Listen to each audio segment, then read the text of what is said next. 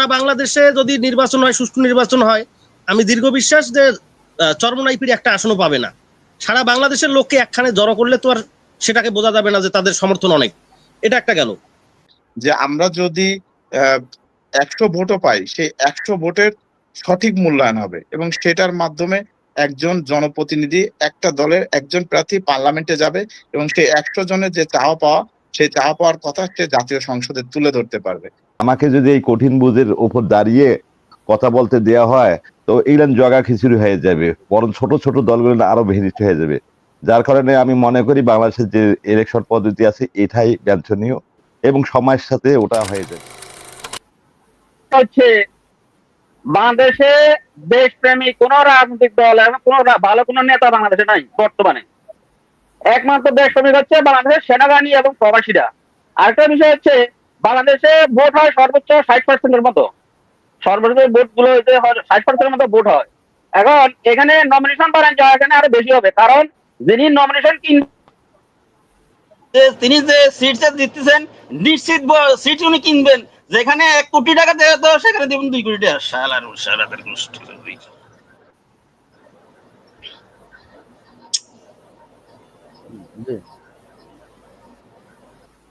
আপনার ক্যামেরাটা বাঁকা হয়ে গেছে। জহিরুল ইসলাম বলেন। জহিরুল ইসলাম আনমিউট করেন, বলেন কোন প্রশ্ন থাকলে বলেন। আসসালামু আলাইকুম। মনির ভাই, আপনাকে অনেক ধন্যবাদ আমাকে কথা বলার সুযোগ দেওয়ার জন্য। মনির ভাই, আমরা অনুপাতিক হারে নির্বাচন কতটা যুক্তিক, আজকে আপনার মানে একটা নির্বাচনের একটা খুব সুন্দর একটা নিয়ে আসছেন সামনে নির্বাচনকে রেখে। মনির ভাই, মনে করেন আমাদের এলাকায় আমার পাশের বাড়ি একটা চোর নির্বাচনে আমার পছন্দের দলের মধ্যে দাঁড়াইলো। আমার পাশের বাড়ির নির্বাচনে আমার যে পছন্দ প্রার্থী দাঁড়ায়, আমার পছন্দ দলের প্রার্থী দাঁড়াইলো আমার পাশের বাড়ির চোর, আমাকে কিন্তু তাকেই ভোট দিতে হচ্ছে। যদি সংখ্যা অনুপাতিক নির্বাচিত হইতো তাহলে কিন্তু আপনার এলাকার ভালো মানুষটা, আমি যে দলে ভোট দিব, আপনার এলাকার ভালো মানুষটাও যদি আমার প্রার্থী হয়ে আসে, আমার এলাকার প্রার্থী হয়ে আসে, তাহলে আমার সমস্যা নেই। এবং আমাদের দেশে একটা মেম্বার ইলেকশন করতে যদি 10 লক্ষ থেকে 20 লক্ষ টাকা মানে সে খরচ করে, তাহলে সে এই টাকাটা কোথায় থেকে তুলে?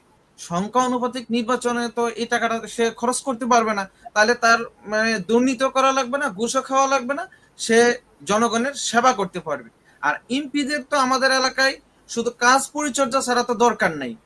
যে এলাকার এমপি হোক, সংখ্যা অনুপাতিতে নির্বাচন হলে হয়তো বিভিন্ন এলাকার এমপি হইতে পারে, আমার এলাকার এমপি, তাতে সে তো আমার কাজ পরিচর্যা করবে, তাকে মাঠে থাকার দরকার নেই। কাজ পরিচর্যা করলে আমার দেশের উন্নতি হলেই হবে, সে মানে যে কেউ হোক।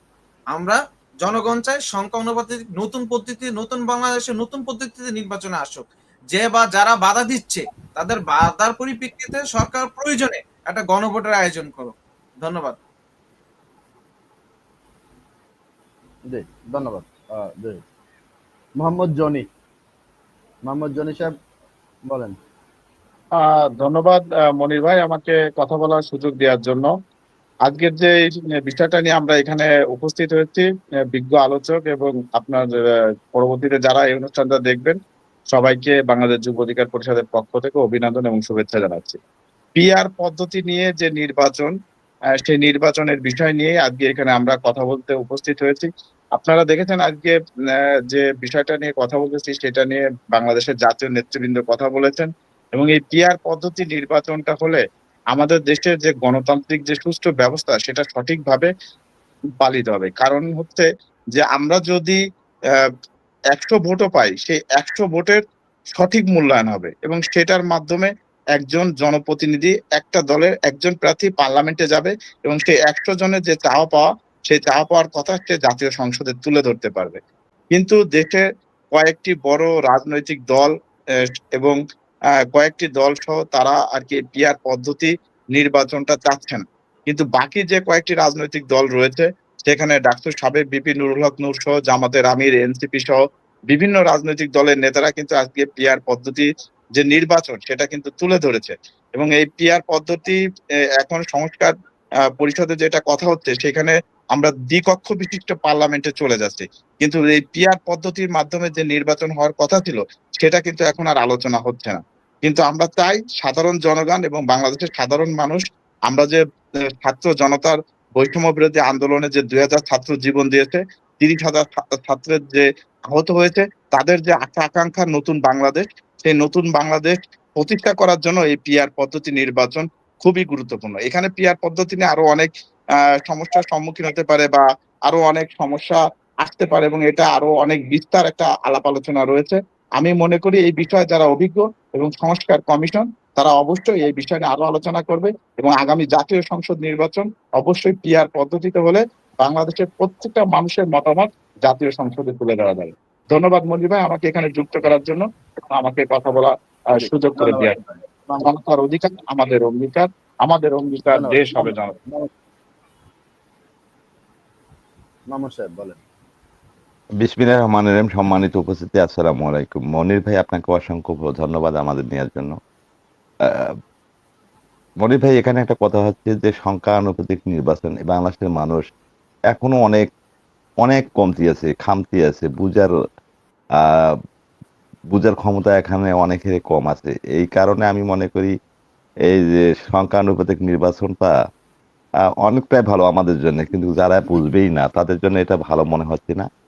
এটাকে বাংলাদেশের মানুষ কতখানি গ্রহণ করবে আমার সেটাও বিশ্বাস হচ্ছে না। একটা মানুষ পানিতে পড়ে গেল, প্রথমে সে নদী থেকে ওই লোকটাকে পানি থেকে উঠাইতে হবে, এরপর পেট থেকে পানি বের করতে হবে, চিকিৎসা করতে হবে। এখন যদি পানিতে পড়া অবস্থায় আপনি চিকিৎসা করতে চান, ওই লোকটা চিকিৎসা ঠিক মতো হবে না। ঠিক সেই রকম আমরা যেহেতু কম বুঝি, আমাদের কম বুঝলে বুঝলা মানুষগুলোকে আগে বুঝাতে হবে, এরপর এই বিষয়গুলো না আসবে সংখ্যানুপাতিক নির্বাচন। এখন আমি বুঝতেইছি না, আমাকে যদি এই কঠিন বুঝের উপর দাঁড়িয়ে কথা বলতে দেওয়া হয় তো এইরকম জগা খিচুড়ি হয়ে যাবে, বরং ছোট ছোট দলগুলো আরো ভেঙে হয়ে যাবে। যার কারণে আমি মনে করি বাংলাদেশের যে ইলেকশন পদ্ধতি আছে এটাই বাঞ্ছনীয় এবং সময়ের সাথে ওটা হয়ে যাবে। ধন্যবাদ। আমি হীরা ভাই এবং হায়দার ভাইয়ের কাছে আমি একটি ছোট্ট একটা মন্তব্য রাখবো, আশা করছি বিশ্লেষণটা আপনারা করবেন। আজকের সমাবেশে দেখলাম চরমনাই পীর সাহেব বলল যে বিএনপি ভেবে নিয়েছে যে তারা ক্ষমতায় যাবে, যার কারণে তারা এতটা মানে আস্ফালন দেখাচ্ছে, এই ধরনের কি একটা কথা আর কি। তো আমি যদি বলি যে উনি কি বুকে হাত দিয়ে যদি ওনাকে বলতে বলা হয় যে সুষ্ঠু নির্বাচন হলে কে ক্ষমতায় যাবে, উনি কিন্তু চোখ বন্ধ করলে বলতে পারবে যে বিএনপি যাবে। কিন্তু উনি যে কেন এভাবে কথা বলতেছে আমি বুঝলাম না। এখন যদি আমি বলি যে সংখ্যানুপাতিক হারে নির্বাচন চাওয়া হচ্ছে, এটা একটা ফাইজলামো এবং চিটারি, গ্রাম্য ভাষায় যেটাকে বলে চিটারি। কেননা আপনি সারা বাংলাদেশের ভোট একত্রিত করে যে পার্সেন্টেজ পাবে এই হারে আপনি একটা সিট পাবেন। তার মানে আপনার মনের ভিতর আগেই দুর্বলতা আছে যে আমি একক সংখ্যাগরিষ্ঠতা অর্জন করতে পাবো না। কারণ সারা বাংলাদেশে যদি নির্বাচন হয়, সুষ্ঠু নির্বাচন হয়, আমি দীর্ঘ বিশ্বাস যে চরমনাইপির একটা আসনও পাবে না। সারা বাংলাদেশের লোককে একখানে জড়ো করলে তো আর সেটাকে বোঝা যাবে না যে তাদের সমর্থন অনেক। এটা একটা গেল। আরেকটা বিষয় হচ্ছে ওখানে নাকি শুনলাম যে সমস্ত ফ্যাসিস্ট বিরোধী যে রাজনৈতিক দলগুলো আছে তাদেরকে নিয়ে আজকে একটা সমাবেশ করা হলো। তাহলে বিএনপি নাই কেন? বিএনপি 17 বছর কি করেছে? 17 বছর তো বিএনপি দমন পীড়ন স্বীকার করলো। 17 বছর বিএনপি তো বাড়ি ছাড়া ছিল। তাহলে বিএনপি আজকে দু একজন উচ্ছৃঙ্খল লোকদের কারণে যদি চাঁদাবাজের ট্যাগ লাগানো হয় তাহলে তো এটা হলো না। এটা তো তাহলে পুরা মানে অযৌক্তিক একটা কাজ হবে। তো আমি যেটা বলতে চাচ্ছি যে আজকে ইসলামিক দলগুলো এক হচ্ছে, এটা নিয়ে আমার কোনো সমস্যা নেই, এটা ভালো। কিন্তু বিএনপি কে একঘরোয়া করতেছে, তারা কি বোঝাতে চাচ্ছে যে আসলে আদৌ কি তারা বিএনপি কে সুষ্ঠু নির্বাচন হলে হারাতে পারবে? জাস্ট এতটুকু বিশ্লেষণ আপনারা করবেন নিরপেক্ষ দৃষ্টি থেকে। ধন্যবাদ সকলকে। আসসালামু আলাইকুম। ধন্যবাদ নাসির। আরেকজন আছেন জুয়েল আহমেদ, কোনো প্রশ্ন থাকলে বলেন। জুয়েল। আসসালামু আলাইকুম ভাই। এখানে সবাই পিআর পদ্ধতি নিয়ে ভাই ডিবেট করে। এখন দেখেন বর্তমান পদ্ধতি হচ্ছে যে যে বেশি ভোট পাবে সে সংসদে যাবে। তাতে দেখা যাচ্ছে যে একজন 30% ভোট পেয়ে সংসদে চলে যাচ্ছে বা সরকার গঠন করছে, আর 70% মানুষ বিরোধী দলে থাকছে। তাহলে এটা কি যৌক্তিক গণতন্ত্র, নাকি মেজরিটি সরকার করবে সেটা গণতন্ত্র? আরেকটা হচ্ছে সবাই বলছে যে এটা আমাদের দেশে সম্ভব না ভাই, কোনো কিছুই হয় না, সবকিছুরই একটা নতুন থাকে, প্রথম থাকে। এতদিন তো দেখছি যে সিস্টেম ছিল সেটা তো কাজ করে নাই।